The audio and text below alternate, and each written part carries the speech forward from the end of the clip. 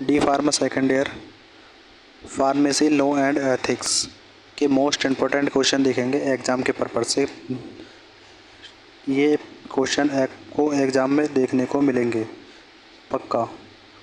देखिए short question देखते हैं पहले। What is drug inquiry committee? Drug inquiry committee जो एक्ट है ये आया हमारा 1930 को। इस कमेटी का गठन 1930 में किया गया था। आर एन चोपड़ा अध्यक्ष के रूप में तथा श्री सी गोविंद नायक सचिव के रूप में और डॉक्टर बी मुखर्जी सहायक सचिव के रूप में इन्हें बनाने वाले मुख्य व्यक्ति थे। इस कमेटी को बनाने वाले ये मुख्य व्यक्ति थे। समिति के 3 अन्य सदस्य भी थे, Firoz JF KS, Shri H Kapoor और मौलवी अब्दुल मतील चौधरी। इस समिति ने देश में फार्मेसी पेशे के लिए शानदार सेवा की। समिति ने देश के कई स्थानों का दौरा किया और देश में स्वास्थ्य देखभाल प्रणाली को उत्तम बनाने के लिए तथा उपलब्ध दवाइयों की गुणवत्ता पर ध्यान देने के लिए कई अन्य मामलों पर डॉक्टरों और पेशेवरों के साथ बातचीत भी की। नेक्स्ट क्वेश्चन देखते हैं। What is objective of the legislative in pharmacy? देखते हैं object of the legislative. Pharmaceutical legislative का मुख्य उद्देश्य यह सुनिश्चित करना है कि रोगी को आवश्यक गुणवत्ता वाली अच्छी क्वालिटी की वाली दवा प्राप्त हो सके या हो रही है या नहीं।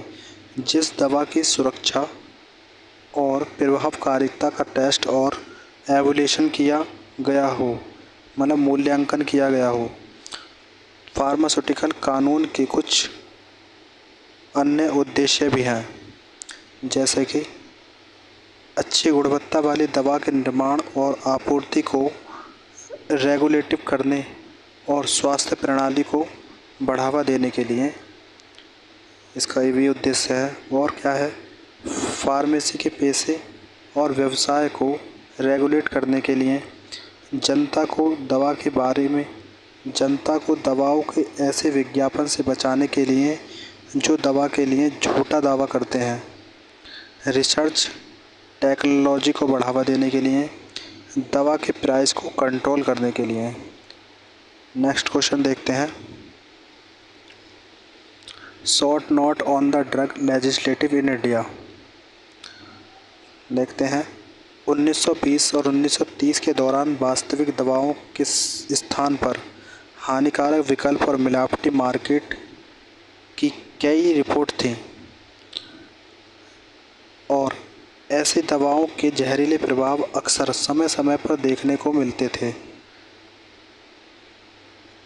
इस अवधि के दौरान, कौन सी अवधि के दौरान? 1920 से 1930 की जो अवधि है, समय अवधि, इस दौरान भारत में दवाओं के निर्माण, बिक्री, वितरण पर कोई बिल्कुल भी नियंत्रण नहीं था।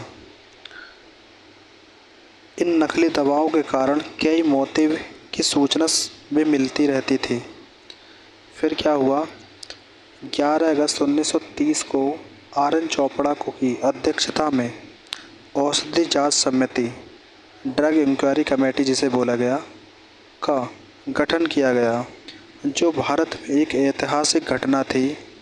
हमारे देश में ड्रग कानून के नए युग की शुरुआत हुई थी।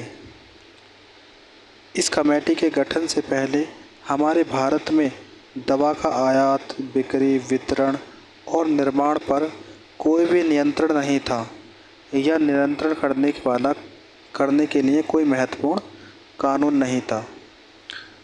नेक्स्ट क्वेश्चन देखते हैं। What is main objective of pharmacy act? Main objective of pharmacy act, pharmacy act देखते हैं।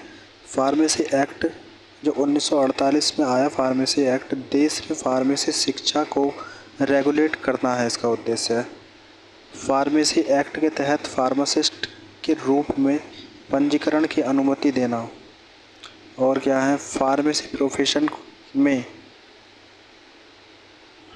इक्वलिटी प्रदान करना। फार्मेसी से संबंधित सही मार्गदर्शन प्रदान करना। फार्मेसी प्रोफेशन में प्रवेश करने वाले व्यक्तियों पर नियंत्रण करना। सही फार्मेसी प्रोटोकॉल तैयार करना। फार्मासिस्ट बनने के लिए आवश्यक न्यूनतम शिक्षा स्तर निर्धारित करना। फार्मासिस्ट को केंद्रीय पंजीकरण करना। नेक्स्ट क्वेश्चन अगली वीडियो में देखेंगे। Thanks for video. Next question में देखेंगे हम एजुकेशन रेगुलेशन।